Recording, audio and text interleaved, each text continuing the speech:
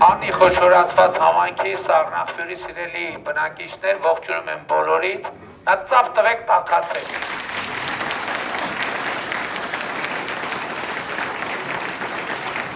Այսօր առավոտը մենք լավ լուրերից ենք սկսում, որովհետև պատմական իրադարձություններ են տեղի ունենում եւ Հայաստանը եւս մի ուղղությամբ երկաթուղային կապ է ստանում եւ ախալքալակ կարս երկաթուղով բացվում են մեր ճանապարհները եւ ուզում եմ ուշադրություն հրավիրեմ, որ ի վերջո շրջափակումը քայլ-քայլ հաղթահարվում է։ Այսինքն, ինչպես նախորդ տարվա վերջում Հայաստանը հնարավորություն ստացավ Ադրբեջանի տարածքով դեպի Ռուսաստան, հետագայում նաև դեպի Ղազախստան, հետագայում դեպի Չինաստան երկաթուղային կապ ստանալու, հիմա մենք էլի Վրաստանի տարածքով ախալքալակ կարս երկաթուղով հնարավորություն ենք ստանում երկաթուղային կապ ստանալ եվրոպական երկրների հետ եւ Սիրիայի Արաբական Հանրապետության հետ։ Ես ուզում եմ մենք գնահատենք այս իրադարձությունը, որովհետեւ սա նշանակում է, որ Հայաստանի համար նոր շուկաներ են բացվելու, նոր արտահանման հնարավորություններ են բացվում եւ սա շատ կարեւոր եւ դարակազմիկ իրադարձություն է։ Առաջիկայում արդեն մեր բիզնես պատվիրակությունները, մեր արտահանողները կմեկնեն նաեւ տարածաշրջան, կմեկնեն Թուրքիա, կմեկնեն նաեւ հետագայում կկազմակերպենք Սիրիա, Եվրոպական միության երկրներ, նաև կազմակերպենք Եվրոպայի այն երկրները, որոնք Եվրոպական միության անդամ չեն, եւ որոնց հետ մենք մեծ լավ կապեր ունենք եւ հարաբերություններ ունենք, որպեսզի մենք հասկանանք թե այս հնարավորությունները ոնց են օգտագործում։ Սա շատ էական է եւ ուզում եմ ասեմ, որ մեր տնտեսությունը շարունակում է շատ լավ տեմպերով աճել եւ մենք համոզված ենք, որ տնտեսությունը շարունակելու է լավ տեմպերով աճել։ Հարց կարածակի, ինչ կապ ունի այս թեման մասնավորապես Սառնախտյուրի հետ։ Ժողովուրդ, վերջին 2018 թվականից ի վեր մենք շարունակաբար աճեցնում ենք պետական բյուջեի եկամուտները։ Ինչքան շատ են աճում պետական բյուջեի եկամուտները, այնքան մենք ավելի մեծ հնարավորություններ ենք ունենում տարբեր մեր բնակավայրերում ծրագրեր իրականացնել։ Մասնավորապես ես գալիս տեսա, որ Սառնախտյուրում ճանապարհը կառուցվում է, նորոգվում է։ Իմացա, որ մանկապարտեզի շենքն է կառուցվում եւ մենք ավարտում ենք 300 դպրոց 500 մանկապարտեզ ծրագիրը եւ միանգամից սկսում ենք 300 դպրոց դրոպ 2, այսինքն երկրորդ 300 դպրոցի կառուցումը եւ շինարարությունը։ Բայց ես դες մի գաղտնիք եմ ուզում ասեմ, որ մեր քաղաքական թիմում առնվազն կառավարությունում եւ խմբակցությունում, երբ որ ասում են Սառնախտյուր, առաջին հերթին հասկանում են խմելու ջրի խնդրեմ։ Եվ մենք բոլորս գիտենք, որ ինչ անենք, չանենք, մինչև Սառնախտյուրի խմելու ջրի հարցը ցանցի, ես ինչքան հասկանում եմ, ցանցի հարցա, չէ։ Ահա։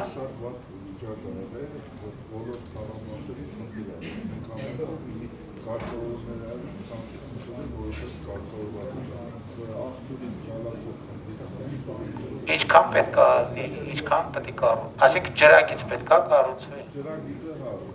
Ընդհանրապես ես ձեզ ուզում եմ ասեմ, ժողովուրդ, ոնց որ մեր նախորդ 5 տարիներին ամենակարևոր խնդիրների մեջ էր խաղաղության օրակարգը, հաջորդ 5 տարիներին ամբողջ հանրապետությունում կարևորագույն խնդիրների մեջ առնելու ջրի խնդիրը, խմելու եւ ոռոգման ջրի։ Այսինքն մենք այսօր էլ հսկայական աշխատանք ենք արել խմելու ջրի ոլորտում,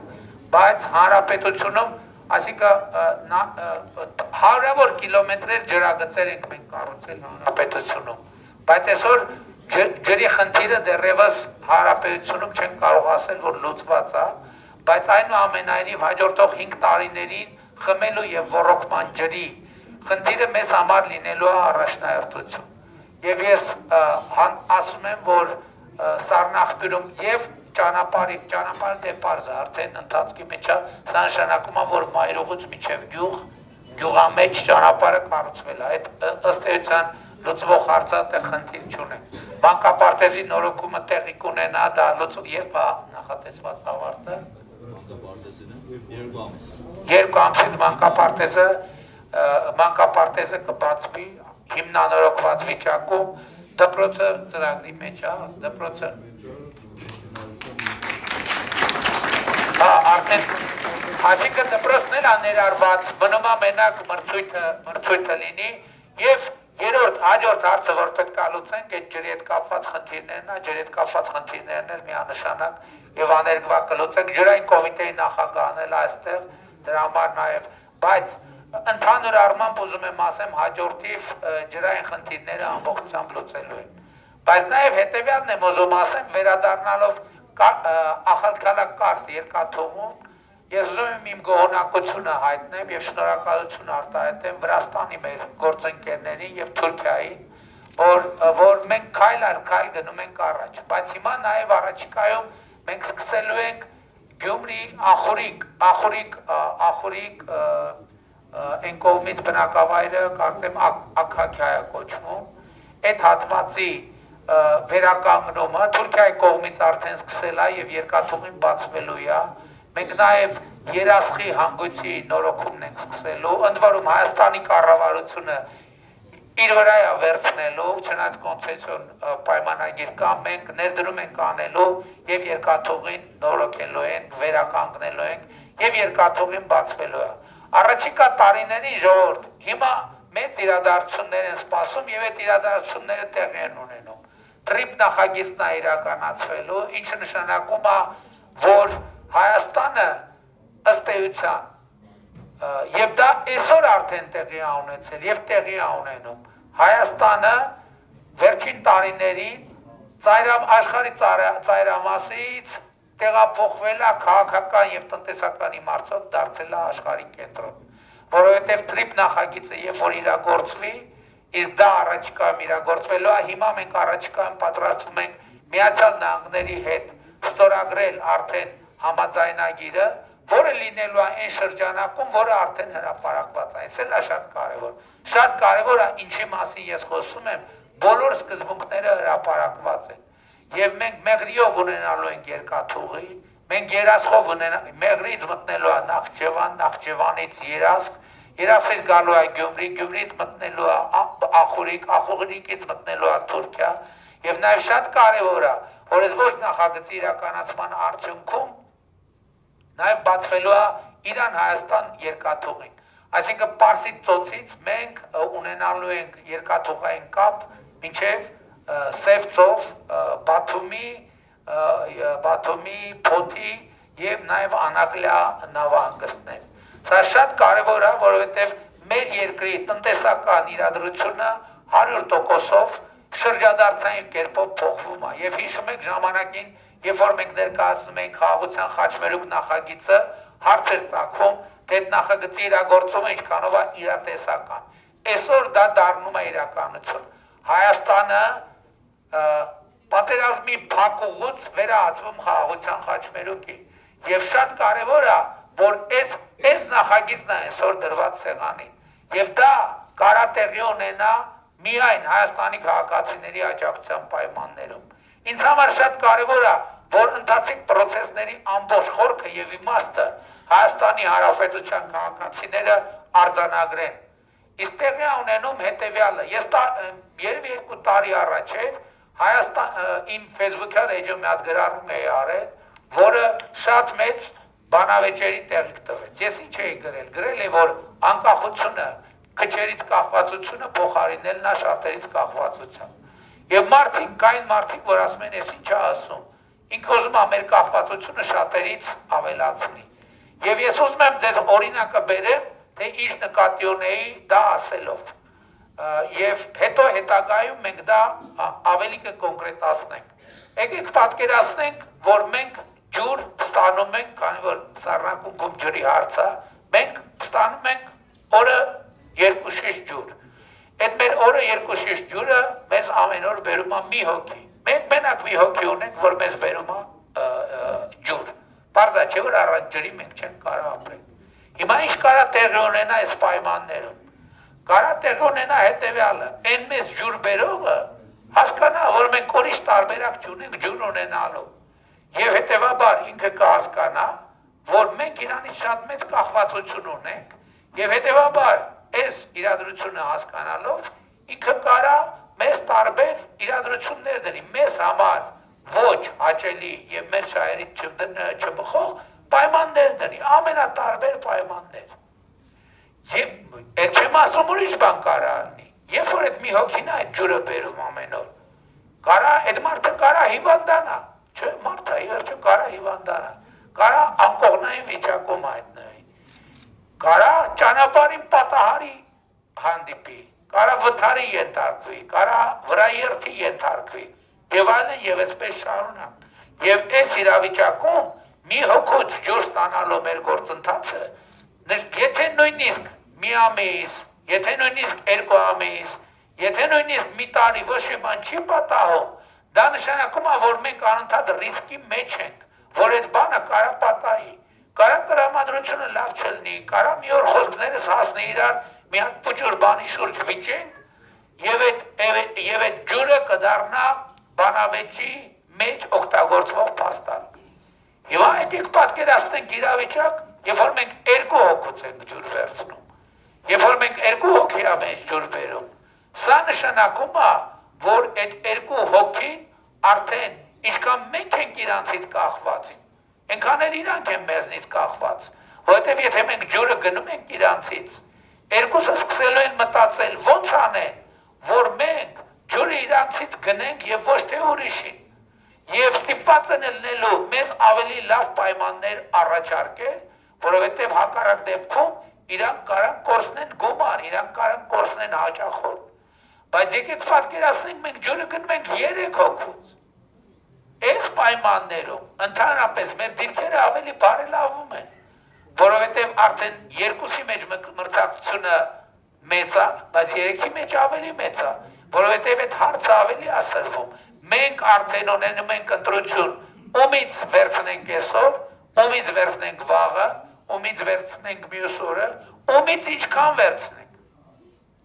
Մեկից կարանք կես լիտր վերցնենք, մեկից 300 գրամ վերցնենք, մեկից 200, կամ բոլորից 330, կամ մեկից, այսինքն մեր չգործունությունը մեծ, եթե 4-5 հոգուց, նախ այս դեպքում բացառում ենք ռիսկը, որովհետև եթե հիվանդանալ, բոլորը չեն կարա նույն օրը հիվանդանալ։ Եթե վրաերթի ենթարկվել, բոլորը չեն կարող նույն օրը վրաերթի ենթարկվել։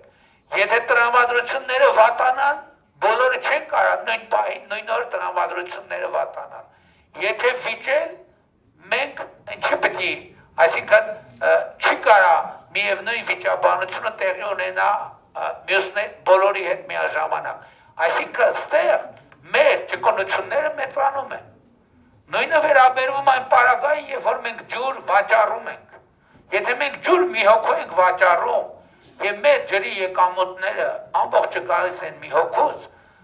եթե նույնիսկ մի տարի, 2 տարի, 3 տարի, 4 տարի, 5 տարի, ոչ մի բան տեղի չի ունենում, մենք անդադ ռիսկի տակ ենք, այն այդ նույն տրամաբանությամբ, որ կարանք մենք մեզ կախվածության մեջ ենք դրել մի տեղից։ Հետևաբար, այս կախվածությունը, ինչքան մենք շատ մարդուց ենք կախված, մենք ոչ մեկից կախված չենք, եթե մի հոգուց ենք, մի հոգի է մեզ ջուր բերում, կամ մի հոգի ենք մեր ջուր վաճառում, մենք կախված ենք, մի հոգուց կախված ենք ու շատ ենք կախված։ Եթե 2 հոգու ենք ջուր վաճառում կամ 2 հոգու ենք ջուր բերում, 2 հոգի է մեզ ջուր բերում, մենք էլի կախված ենք 2 հոգուց։ Եթե 3 հոգի է մեզ ջուր բերում կամ մենք 3 հոգու ենք ջուր վաճառում, մենք ըստ էության շատ կախվածություն չունենք։ Եթե մենք 5 հոգի է մեզ ջուր բերում եւ մենք 5 հոգու ենք ջուր վաճառում, դա նշանակում է մենք ընդհանրապես անկախ ենք, որովհետեւ հավանականությունը, որ 5-ի պարագայում էլ կստացվի ինչ-որ խնդիր, մեծ չի, ընդհանրապես անհավանական է։ Նրանք, ովքեր հավանականությունների տեսության մասնագետ են, ավելի ճիշտ կասեն, բայց իմ աչքաչափը ասում է, որ դա անհավանական է։ Հիմա այս ամեն ինչը իմիջայլոց տեղավորվում է բալանսավորված եւ բալանսավորման արտաքին նախորդող շրջանում բալանսավորված եւ բալանսավորման արտաքին քաղաքականությունը իրականացրել ենք եւ դրա արդյունքում որ մենք ստացել ենք խաղաղություն։ Հիմա մեզ պետք է բալանսավորված եւ բալանսավորման քաղաքականությունը իրականացնել նաեւ տնտեսության մեջ։ Եվ մենք հիմա դա ենք անում։ Եվ այստեղ մեզ պետք է հանգիստ առանց նյարդերի քայլ գնալ առաջ, որովհետեւ այսօր պատմական իրադարձություններ են տեղի ունեցել։ Մենք երկաթուղային կապ ունենք Չինաստանի հետ։ Եվ այսօրվանից մենք երկաթուղային կապ ունենք Սիրիայի Արաբական Հանրապետության հետ, Թուրքիայի միջոցով։ Սիրիայի Արաբական Հանրապետությունը մեզ համար մեծ շուկա է։ Եվրոպական միությունը ինքը բարդ շուկա է, բայց Եվրոպայում կա երկրներ, որոնք Եվրոպական միության անդամ չեն։ Եվ ելի եմ ասում, առաջիկայում մեր բիզնես պատվիրակությունները այցելելու են այդ բոլոր ուղղություններով եւ այդ չեմ ասում, որ փաստացի ստացվում է, որ Թուրքիայի շուկան էլ է մեզ համար բացվում, որովհետեւ եթե մտնում է երկիր, իմիջիալոց նաեւ հետեւյալը տեղի ունեցավ, եթե տեղյակ եք, նախկինում Թուրքիայից Հայաստան ապրանքներ ներմուծել չէր կարելի եւ Հայաստանից Թուրքիա արտանել չէր կարելի, բայց տեղի էր ունենում փաստացի, դա ոնց է տեղի ունենում, Թուրքիայից ձևակերպում էր որպես ներկրում երրորդ երկիր Հայաստանի Հանրապետություն նույնն էլ արտահանում է, այսօր այդ խոչընդոտն էլ ավերացած եւ նախկինում, քանի որ դա գնի եւ արտահանման արագության վրա էականորեն ազդում է, շատ մեծ տնտեսական խոչընդոտներ է ստեղծում, այդ տնտեսական խոչընդոտները այսօր ըստ էության վերացած են։ Եվ հիմա այս իրադարձությունները տեղի են ունենում բոլորի աչքի առաջ եւ շատ կարեւոր է որ դուք գնահատեք այդ իրադարձությունները, բայց ես ուզում եմ ասել նաեւ որ այս բոլոր իրադարձությունները կապված են մի շատ կարևոր իրողության հետ։ Այդ իրողությունը խաղաղությունն է։ Հայաստանում ժողովուրդ ջան, ի վերջո հաստատված է խաղաղություն եւ ես բոլորին շնորհավորում եմ հաստատված խաղաղության առիթով։ Եվ այսօր պատերազմի եռագլուխ կուսակցությունը ինքը ինչ է ուզում ապացուցի, ինքը ուզում ապացուցի, որ խաղաղությունը վատ բան է։ Այսօր Բարգավաճ Հայաստան, Ուժեղ Հայաստան, կուսակցությունները, Հայաստան դաշինքը, իրանք Հայաստանից դուրս փողեր են ծախսում, որ Հայաստանի համար պրոբլեմներ ստեղծեն։ Շատ Հայաստանից դուրս փող են ծախսում, որ Հայաստանի համար պրոբլեմ ստեղծեն։ Այդ պրոբլեմները, եթե նույնիսկ ստեղծում են եւ կստեղծեն, չեն կարող լինել երկարատև։ Այդ պրոբլեմը կարող լինի մի շաբաթ, երկու շաբաթ, մաքսիմում 3 շաբաթ, բայց ես ձեզ երաշխավորում եմ, որ հունիսին այդ պրոբլեմները պարզապես գոյություն չեն ունենալու։ Ինչի, որովհետև իմիջիալը ձեզ ասեմ, մի քիչ գլուխ կովա։ Ես օրինակ կարծում եմ, որ Եվրասիական տնտեսական միության այն առանձնահատուկ, այսինքն ոչ թե կարծում եմ, այլ փաստը է դա։ Ես միակ պաշտոնյան եմ Եվրասիական տնտեսական միության, որ համ բարձրագույն տնտեսական խորհրդի անդամ եմ, համ միջկառավարական խորհրդի անդամ։ Այսինքն ուրիշ երկրի ղեկավար չկա, որ ԵԱՏՄ-ում համ վարչապետների խորհրդի անդամ է, համ նախագահների խորհրդի անդամ է։ Մյուս բոլոր երկրները ներկայացված են կամ նախագահի բարձրագույն տնտեսական խորհրդում կամ վարչապետների խորհրդում։ Ես երկու տեղներ մասնակցում եմ,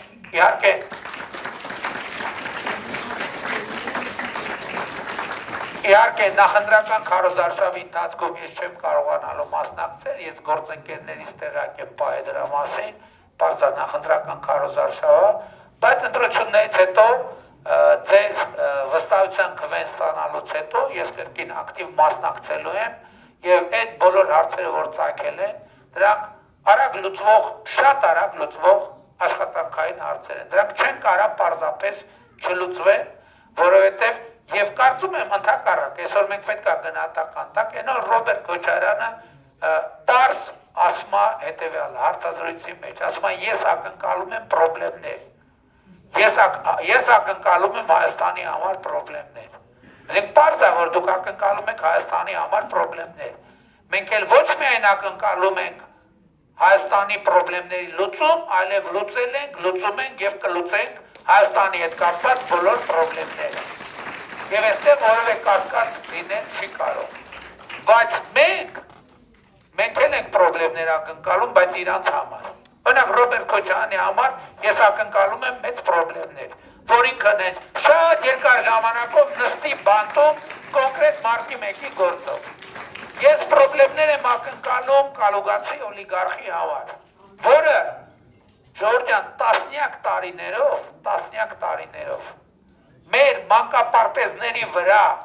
ավել հոսանքի փողագրել այդ մարդը եւ դրել գրպանը։ Կալուգացի օլիգարխը մեր մանկապարտեզների, մեր զորամասերի,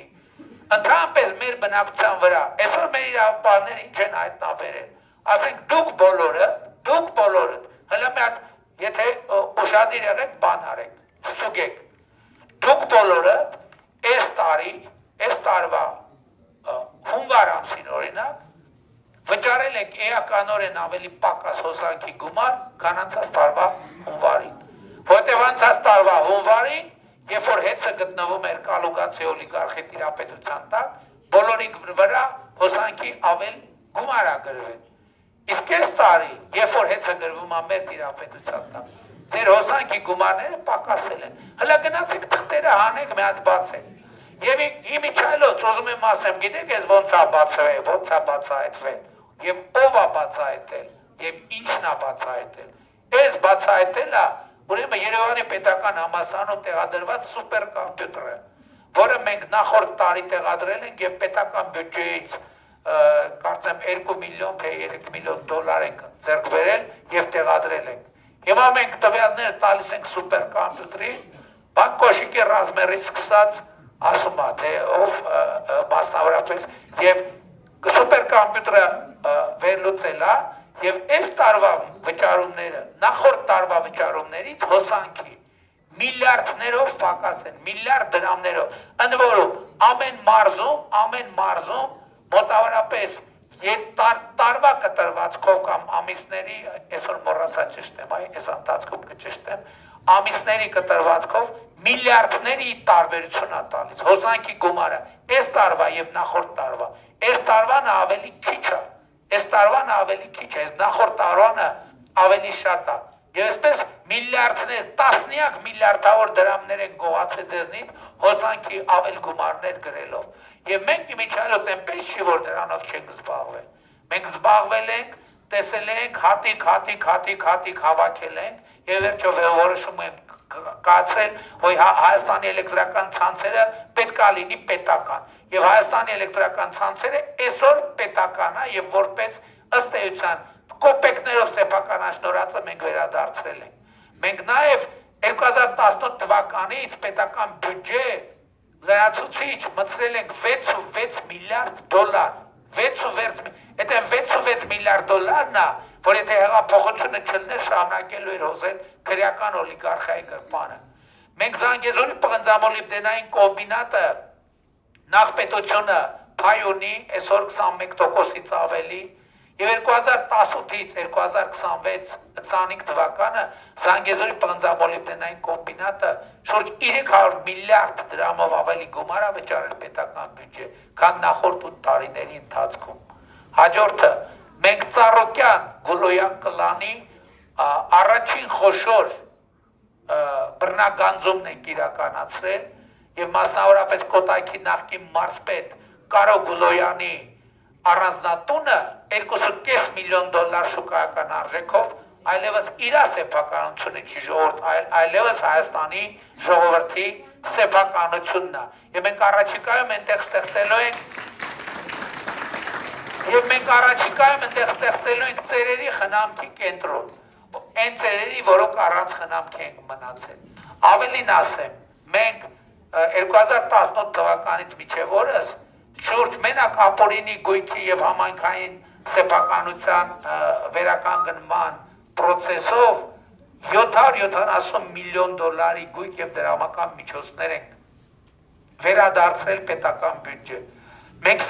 ֆինանսների նախկին նախարարի տունը Միացյալ Նահանգներում հանել ենք վաճառքի մեր դատախազության հայտով։ Միացյալ Նահանգները հանել է վաճառքի եւ հիմա բյուջեի 70 այդ վաճառքի գնի 70%-ի փոխանցումն է տեղի ունենում Միացյալ Նահանգներից Հայաստանի պետական բյուջե։ Ընդ որում ինչի 70%-ը դա կապված է Միացյալ Նահանգների օրենքների առանձնահատկությունների հետ։ Հիմա դուք կհարցնեք, շատ լավ է, միլիարդ ընդ միլիարդ, բա ինչ է կարել այդ փողերը։ Մենք ինչ ենք կարել այդ փողերը։ Մենք այդ փողերը փոշակ ենք ավելացրել, ժողովուրդ ջան, փոշակ ենք ավելացրել։ Ճիշտ է, թե ճիշտ չի։ Մենք 2018 թվականից 7 տարբեր որոշումներով փոշակ ենք ավելացրել։ Եվ այսօր մեր պատմության մեջ առաջի անգամ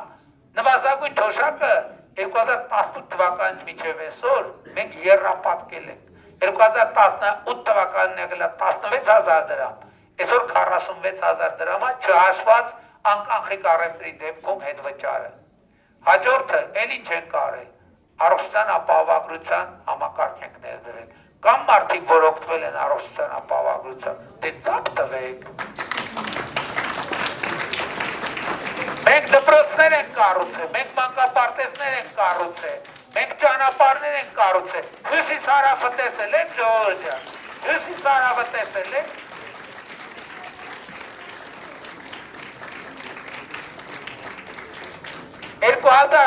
թվականից մինչև այսօր մենք Շիրակի մարզում 400 միլիոն դոլարի ներդրում ենք իրականացրել։ 400 միլիոն դոլարի։ Հայաստանի կառավարությունը երբեք Շիրակի մարզում 400 միլիոն դոլար չի ներդրել, երբեք։ Սա առաջին անգամն է։ Բայց ժողովուրդ ջան, այն 30 տարվա 400 միլիոններ, որ չեն ներդրվել,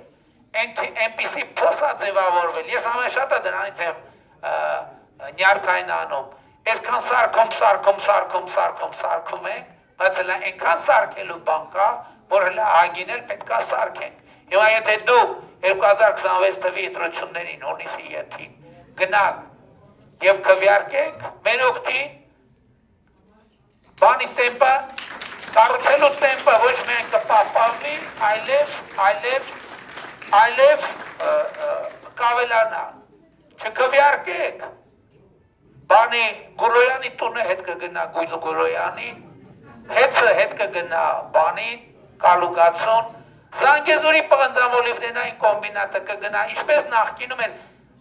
ժողովուրդ ուրեմն աբսուրդը հասել էր ընդ է, որ երբ որ 2021 թվին մենք Զանգեզուրի պղնձամոլիվնենային կոմբինատի թայինք բերում կառավար, պետության միջոցով ժողովրդին, ասում են դա կոռուպցիոն գործարք է։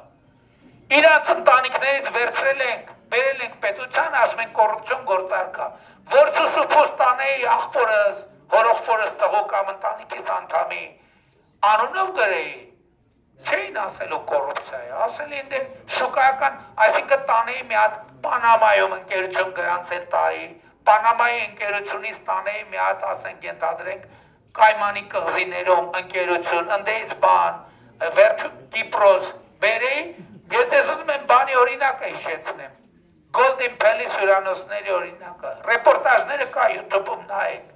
Ռոբերտ Քոչարյանը բանը կանգնած են օտար երկրյա ներդրումներով հյուրանոց է կառուցվում բանում, Երևանում եւ Ծաղկաձորում։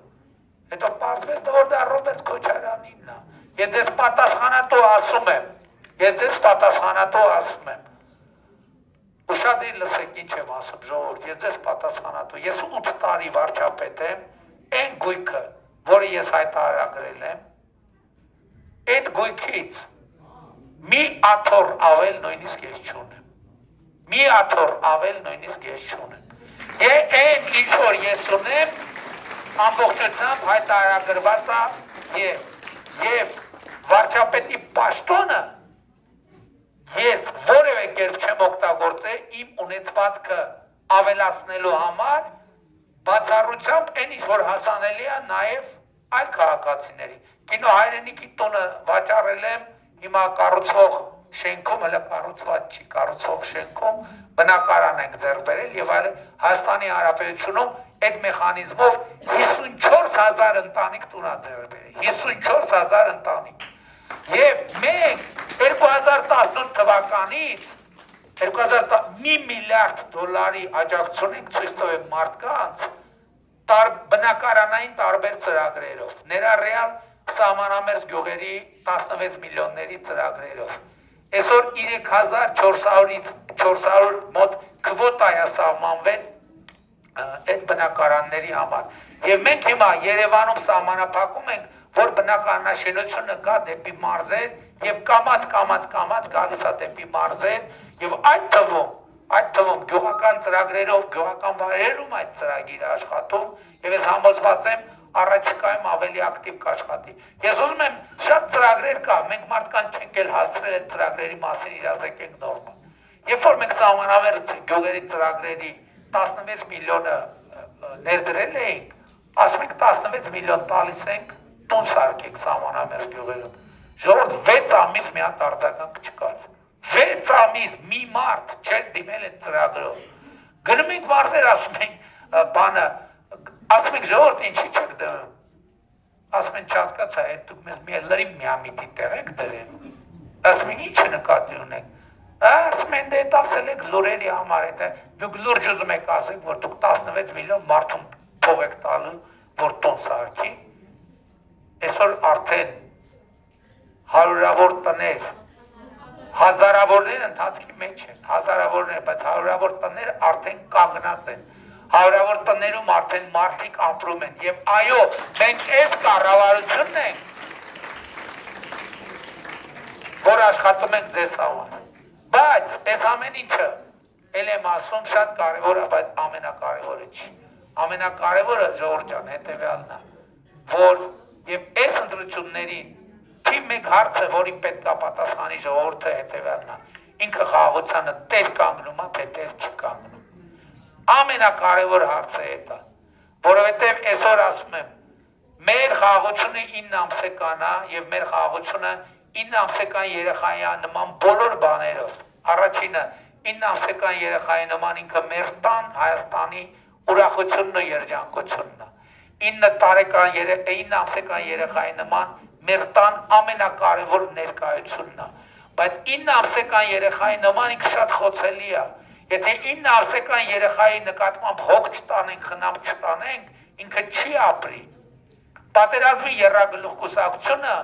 ասում է գիտեք ինչ եկեք այդ երեխային հանձնենք որբանոց, որովհետև մենք ի վիճակի չենք տեր կանգնել խաղաղությանը, մենք դրա հետ համաձայն չենք, որովհետև նախ ուրիշի խնամքի տակ գտնվող խաղաղությունը մենք տեսել ենք ոնց է աշխատում եւ մենք համոզված ենք, որ Հայաստանում այլևս կա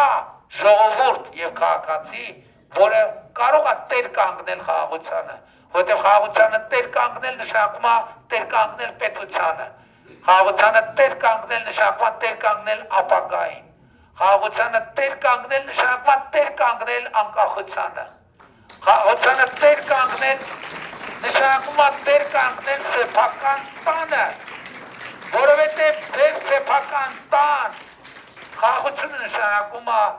սեփական տանը ապրելու անառարկելի իրավունք։ Հաջորդն էլ եմ ուզում ասեմ, որ ժողովուրդը տերա մենք ծառայենք, ժողովուրդը ոնց որոշի, մենք ժողովրդի կայացած որոշումը ծանրութեթև չենք անելու։ Էլ եմ ասում, ժողովուրդը կորոշի, որ մենք պետք է թողենք, ես պետք է թողեմ գնամ, ես սուսուփոս կթողեմ կգնամ։ Ժողովուրդը կորոշի, որ ես պետք է մնամ եւ շարունակեմ իրական Հայաստանի կայացման ուղեգիծը, ես դա կանեմ մեծ պատվով, մեծ հաճույքով եւ մեծ խանդավառությամբ։ Բայց ելի եմ ասում, որպես մարդ, ով վերջին 8 տարիներին ձեր թույլտվությամբ եւ մանդատով առաջնորդել է Հայաստանի Հանրապետությունը, ինձ իրավունք եմ վերապահում ձեզ խնդրելու, կոչ անելու, հորդորելու, որ 2026 թվականի հունիսի 7-ին գնաք ընտրական տեղամասեր եւ գործեք հետեւյալ տրամաբանությամբ։ Ընտրությունները 2026-ին քվեարկում ենք։ Ընտրությունները 2026-ին քվեարկում ենք։ Ընտրությունները 2026-ին քվեարկում ենք։ Որովհետեւ շատ կարեւոր է հասկանալ, որովհետեւ ժողովուրդը պաշտոնի կռիվ չի, սա աթոռի կռիվ չի, սա պայքար է հանուն պետության, հանուն անկախության, հանուն ապագայի, հանուն խաղաղության։ Իսկ քվեարկում ենք, մի րոպե։ Իսկ քվեարկում ենք, որովհետև պետությանը, անկախությանը, ապագային, խաղաղությանը, սառնակուքին, անի խոշորացված համայնքին, Շիրակի մարզին, Երևան մայրաքաղաքին, Հայաստանի Հանրապետությանը, Փառք նահատակներին եւ կեցե Հայաստանի Հանրապետությունը։ Ժողովուրդ, խնդրում եմ ամենակարևոր բանը, ամենակարևորից հետո միշտ գալիս է եւս մի ամենակարևոր բանը։ Խնդրում եմ մի հարցրեք եւ մի կանխատեսեք, մի փորձեք կանխատեսել, թե ինչա լինելու ընտրությունների արդյունքներով, որովհետև ընտրությունների արդյունքներով ինչ լինելը կախված է մի մարդուց, ընդամենը մի մարդուց, եւ այդ մեկ մարդը դու ես, եւ այդ մեկ մարդը դու ես, եւ այդ մեկ մարդը դու ես, եւ այդ մեկ մարդը դու ես, եւ այդ մեկ մարդը դու ես, եւ այդ մեկ մարդը դու ես։ Այդ մեկ մարդը ստեղա թող ձեր բարձրացնի, եթե ստեղա։ Եվ այս մարդկանց հավաքական ամբողջությունն է կոչվում Հայաստանի Հանրապետության